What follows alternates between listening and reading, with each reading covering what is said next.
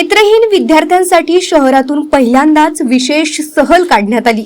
सहसा निसर्गाच्या विविध सौंदर्य स्थळांचा आनंद सामान्य लोक आपल्या डोळ्यांनी घेतात, मात्र या सहलीत सहभागी झालेल्या विद्यार्थ्यांनी निसर्ग सौंदर्य डोळ्यांनी न पाहता फक्त स्पर्शांच्या माध्यमातून अनुभवलं। ही सहल पोलीस नागरिक समन्वय समितीचे प्रधान समन्वयक भारत तथा केंद्रीय ग्रामसभा अध्यक्ष प्रवीणजी राऊत आणि अंध विद्यार्थी संघटनेच्या माध्यमातून आयोजित करण्यात आली होती। शहराच्या सीताबर्डी स्थित भगिनी मंडळ येथून या सहलीला सुरुवात करण्यात आली।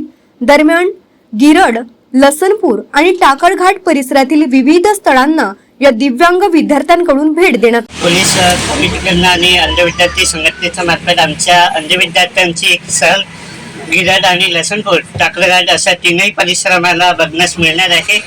तर आम्ही दृष्टीहीन बांधव सर्वच जण खुशीमध्ये आहोत की आम्हाला पहिल्यांदा हे बघण्यास मिळत आहे आणि सर्वच जण आनंद घेतील अशी मला अपेक्षा पण वाटेल। नॉर्मलच्या दृष्टिकोनातून आमचे दृष्टीहीन बांधव स्पर्शाच्या माध्यमातून आणि इमॅजिन करतील की ते स्वतः किती मोठा परिसर आहे आणि किती कला कौशल्य त्यामध्ये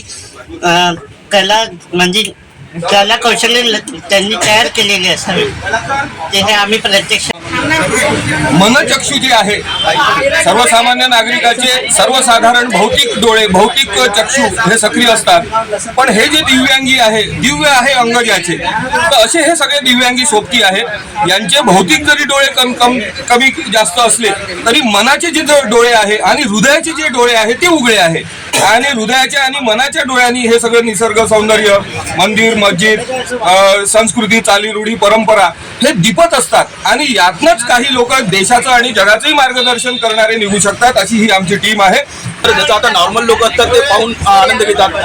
आम्ही आमच्या मानसिक भावनेचे जे डोळे असतात त्याला मनातले डोळे म्हणतात, याचा वापर करून आम्ही अनुभवाचा फक्त एक अनुभव घेण्याचा प्रयत्न करतो आमच्या सोबत याच्यामुळे।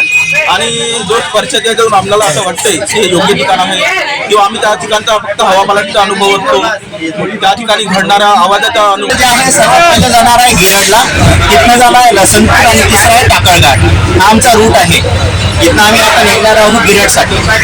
एरवीचे बघणारे मुलं आहेत, जे नॉर्मल मुलं आहेत, त्यांच्या सहलीमध्ये आणि या नेत्रहीन मुलांच्या सहलीमध्ये किती फरक आहे? काय याच्यामध्ये जमीन आसमानचा फरक आहे। याच्यामध्ये जो थ्रिल येतो, माणसाला एक वेगळं स्फूर्ती असते की आपण काहीतरी वेगळं काम करतो आणि चांगलं यांच्यासोबत टाइम स्पेंड करतो आहे। हा एक चांगला क्षण आहे आणि हा वैश्विक क्षण आपण घालवण्याचा प्रयत्न करतो। बघा, आज मोबाईल वापरतो, मोबाईलच्या दुनियामध्ये आपण प्रत्येक ठिकाणी कॅप्चर करण्याच्या हिशोबाने जातोय, पण आपण त्यांच्यासोबत गेल्यानंतर आपल्याला मोबाईल न जाता आपण त्या अनुभवाला कसं आस्वाद घेता येईल, म्हणजे तिथलं वातावरण कसं आहे, तिथला आवाज कुठले आहे, नदी नाल्याचे आवाज वगैरे ते सर्व आपल्याला तिथे ऐकायला भेटतील।